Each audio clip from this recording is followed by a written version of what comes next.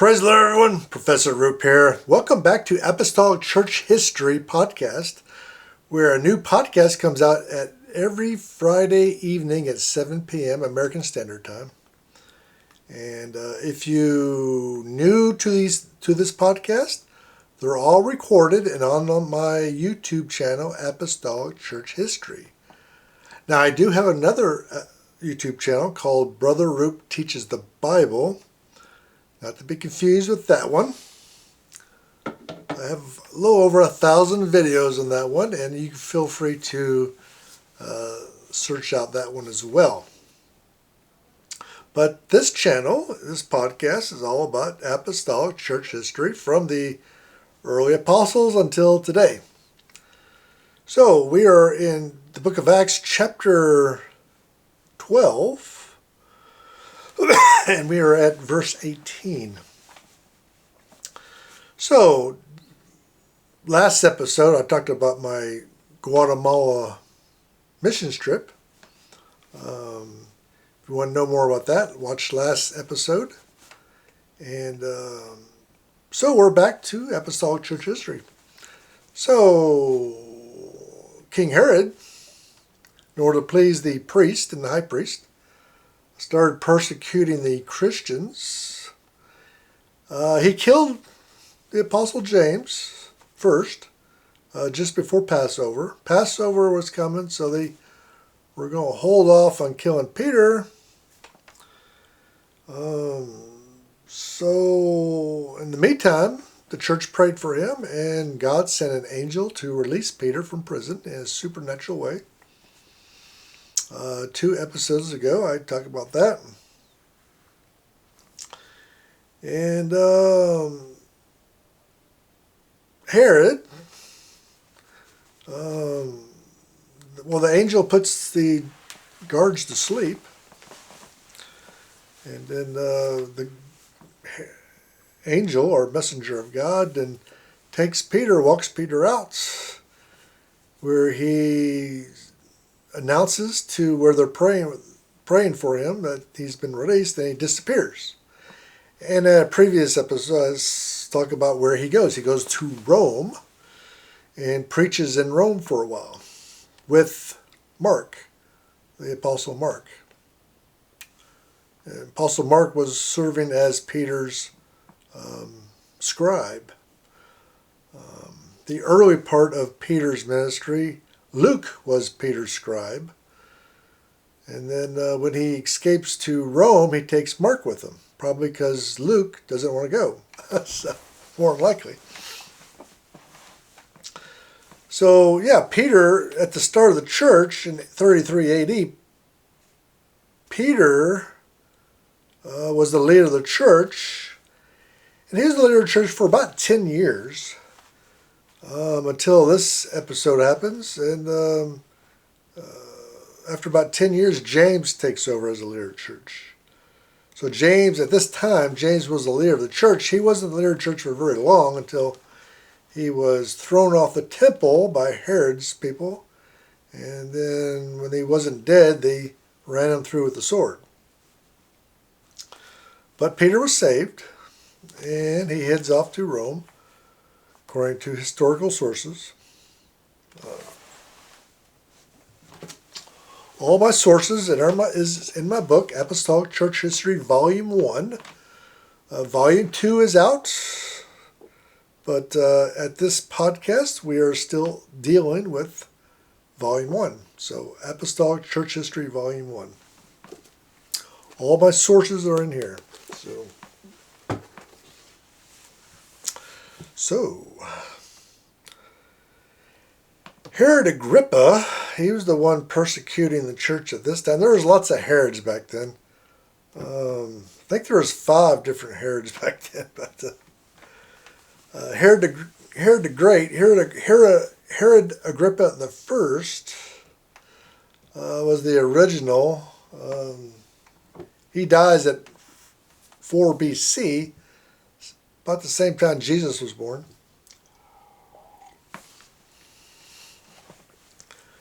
So,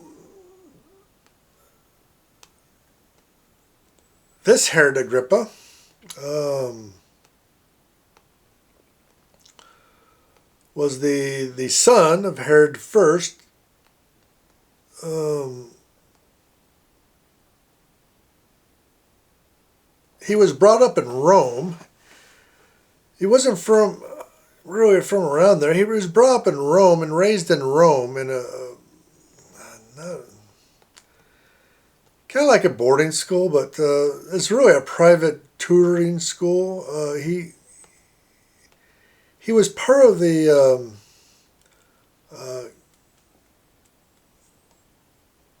imperial.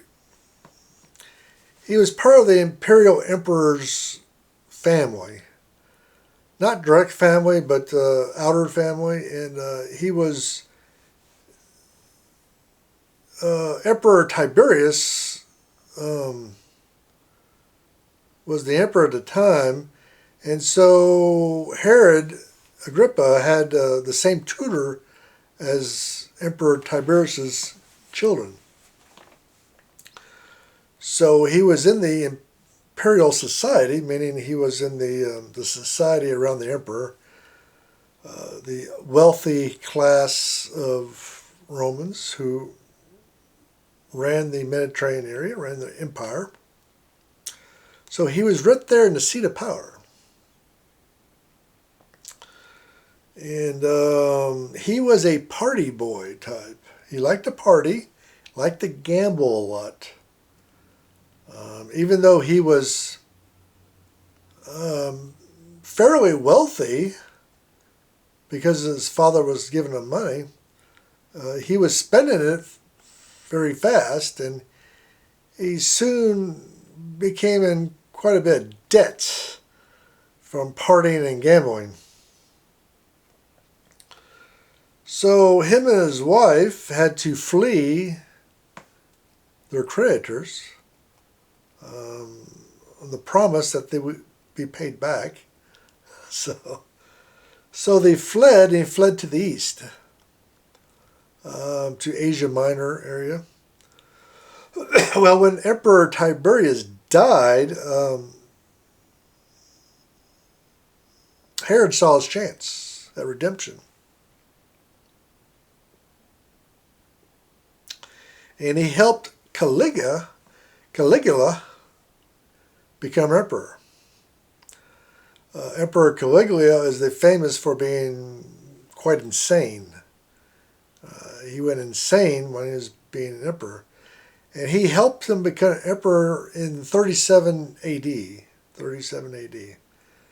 So, in appreciation for his help to become emperor, Emperor Caligula gave Herod Agrippa, rewarded him with the title of King of Judea, Samaria, Galilee, and Perea. So, bear with me, I'm not really talking very well today.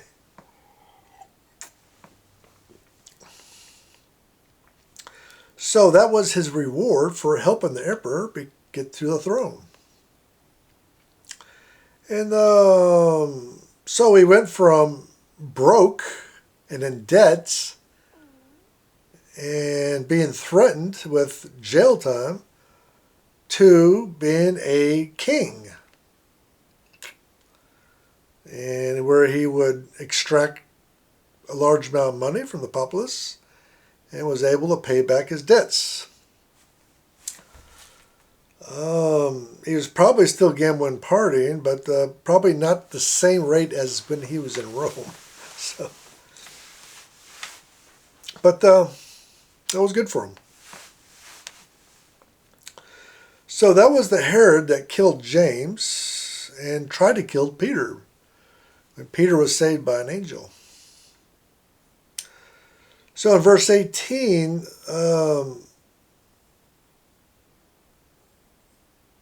the soldiers that were put asleep by the angel woke up. Peter was chained to two soldiers in his jail cell, and they had soldiers at the gate of the jail. So these soldiers wake up and they look in between each other, and Peter's gone. The shackles are open and they're gone, and they slept through the whole thing. And the guards at the gate were put to sleep by the angel too. So, it wasn't the guards' fault. They were put to sleep by an angel. But they're going to get... What are they going to say? This angel put us to sleep? They can't say that. Nobody's going to believe them. So Herod finds out that Peter has escaped.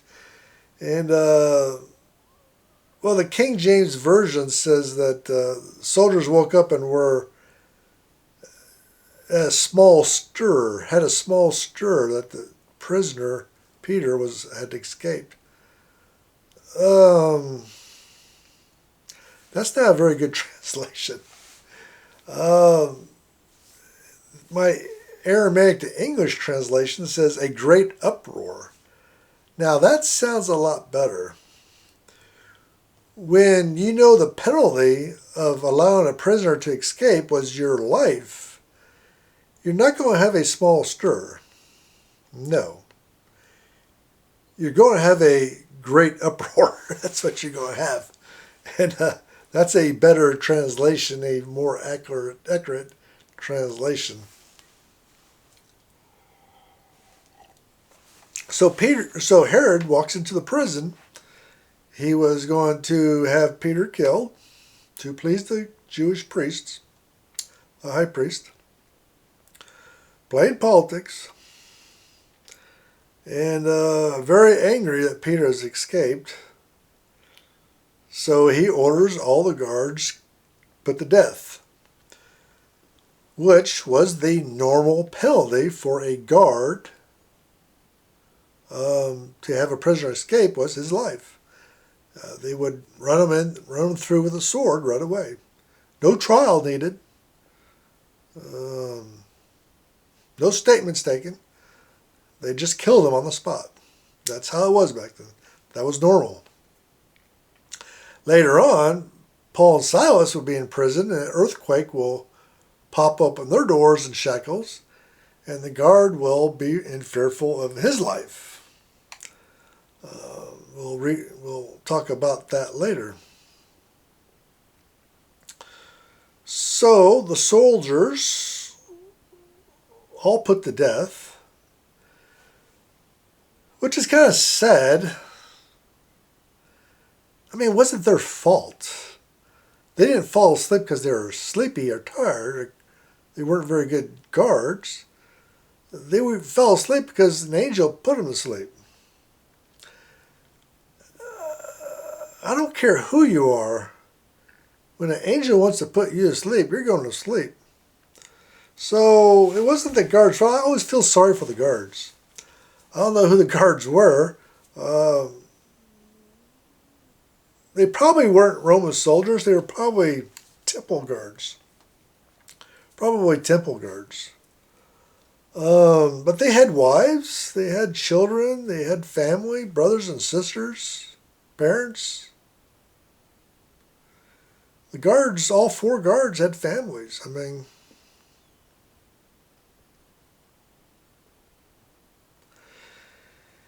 and it really wasn't their fault. You might say, well, they're not Christians, so it's their fault. But, they didn't have much time, I guess, to convert. Well, they had 10 years, but still wasn't their fault. So I always felt sorry for the guards. Anyway, but Peter escapes, and he takes off towards Rome, where he preaches. And Herod flees to Caesarea, which is on the coast. Probably not fearing for his life, fearing the political backlash in Jerusalem. He killed the Apostle James to please the Jews, and it did please the Jews. When I say Jews, I mean the priests, the government officials, people like the high priest.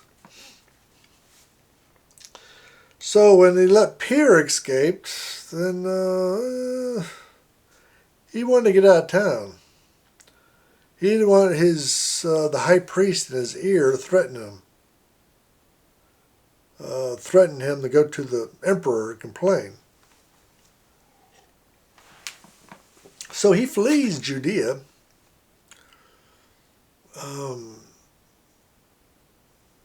And he goes to Caesarea. Now, Caesarea is a Roman city. They call it city back then. Today we call it a town. But back then, the Romans built a port there. Israel doesn't have a natural deep water port. They've never had one. So the Romans built one. Romans were very smart. They knew how to build ports. They knew how to build big buildings, everything. Very, very, very. They had tremendous engineering skills. So they built a deep water port there in Caesarea. And to protect it, they had a Roman guard. Cornelius was in charge of that Roman guard. When he got saved, it doesn't mention him here in chapter 12. Maybe he's there, maybe he's not there. But there's also a port, like I just said. So he has protection from the Roman guards, the Roman army. And he also has a port where he can escape by sea if he needs to. So he's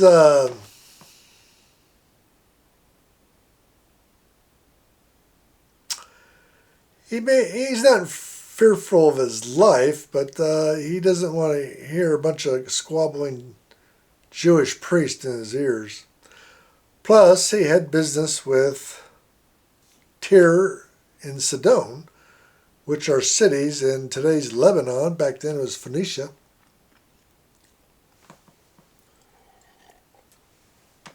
Today they're in southern Lebanon. But both of those cities were seaports, and as the Bible says, they've got their food from, their subsistence from Israel. Israel grew lots of wheat, barley, wine, things of that nature. So after Herod ordered guards killed, he fled to Caesarea, where he stayed for a while. We don't know how long he was there. But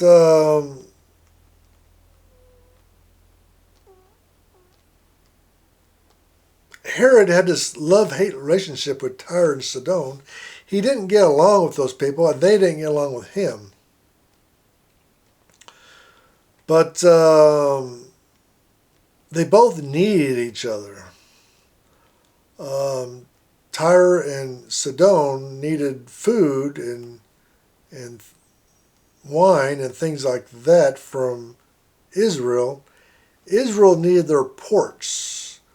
Caesarea had a deep water port built by the Romans, but it was very small and certainly not large enough to handle what Israel needed be shipped in.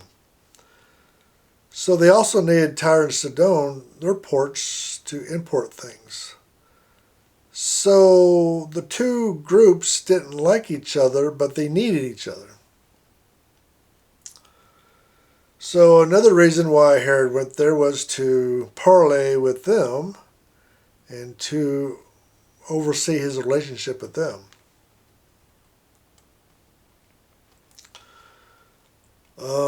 Herod didn't have an army under his command. The Roman legion in the area was under somebody else's command. Of course, being king of a region gave him lots of authority, but didn't necessarily give him an army. So he had to play politics. He had to be a politician and negotiate with the Roman army negotiate with Tyre and Sidon. And so that was another reason why he was there. So while he was there during a holiday season, the Bible doesn't say which holiday season it was. Whether it was Jewish or Roman or Greek, we don't know. But it was a holiday season. And Herod was in the arena, theater, and he was going to give a big speech. And the representatives of Tyre and Sidon were there.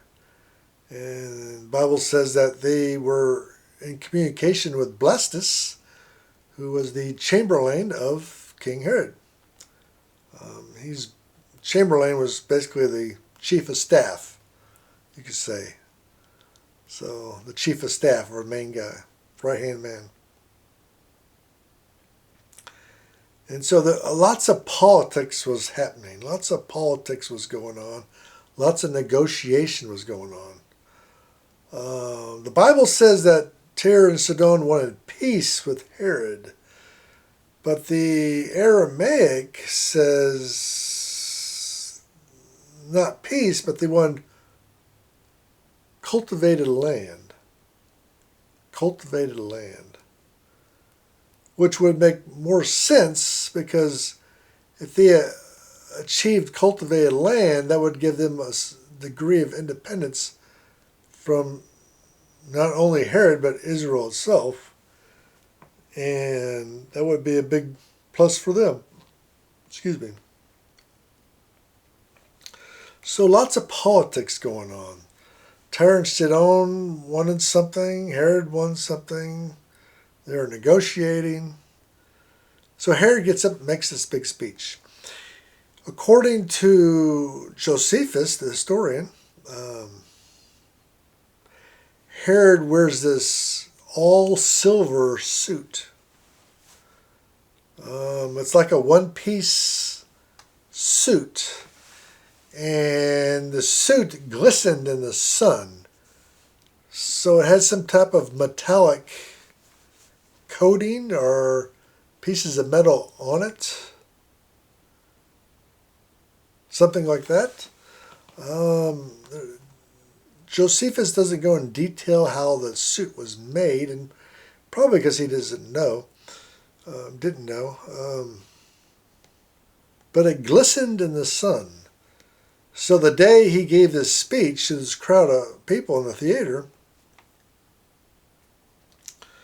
the day was very sunny, bright sun out, and the sun reflected off Herod's suit.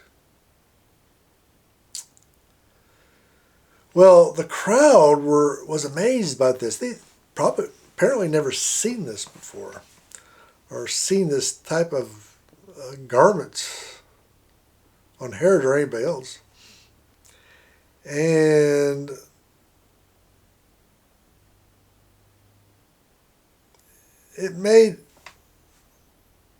so they said, pretty much in unison, this is the voice of a God, not a man. This is the voice of a God, not a man. Interesting statement. This must have been a very amazing suit of clothes he wore that reflected the sunlight. But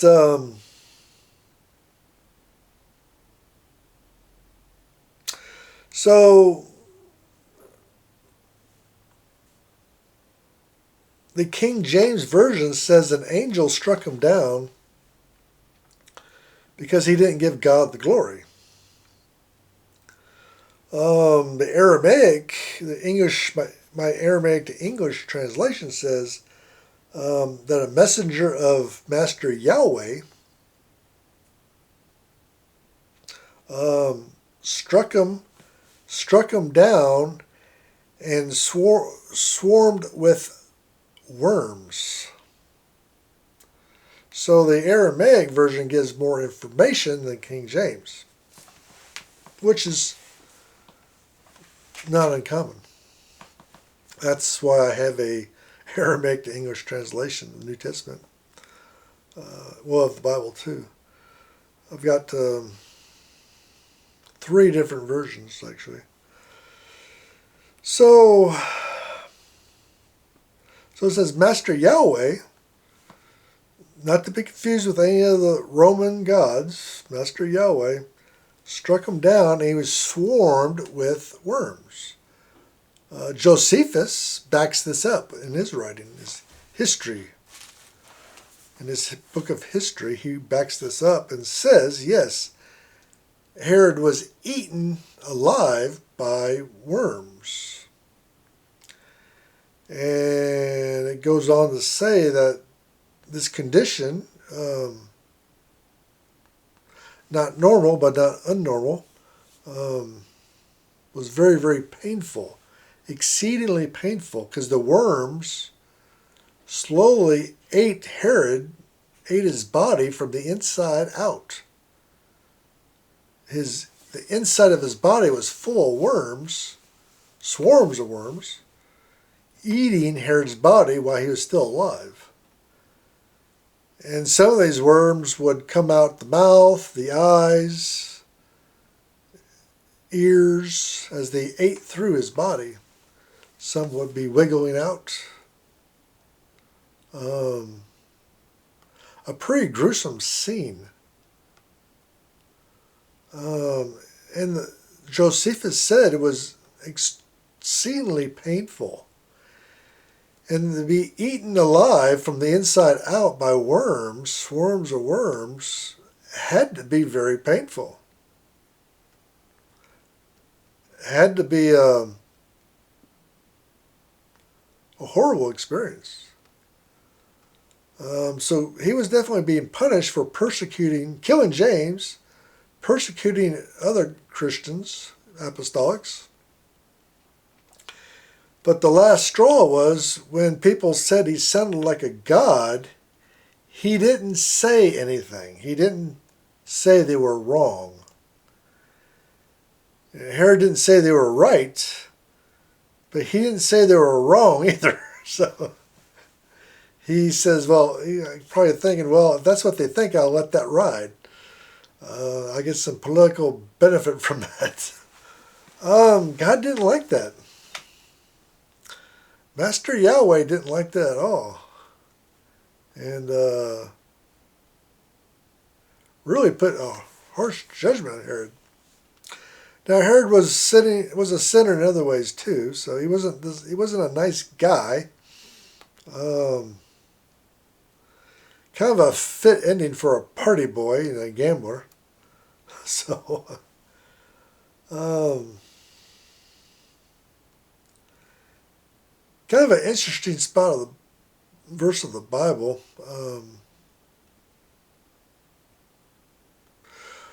Why did God, just for a question and answer series, why did God judge Herod Agrippa so harshly?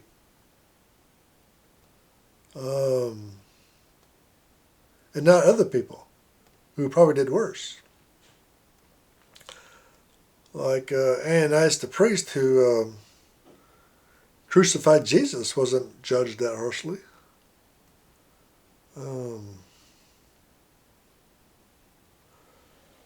Other people who were worse weren't judged that harshly. Why was Herod Agrippa judged so harshly?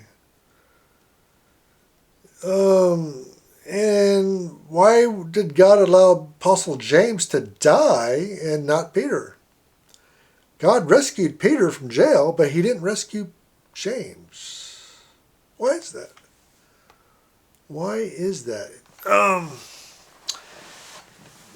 If you have any ideas or want to discuss it, go ahead in the comments section and discuss it with me. I'm open to all ideas. So if you have any answers to those questions, go ahead and put them down in the comments section. So thank you again for tuning in to this episode of Apostolic Church History.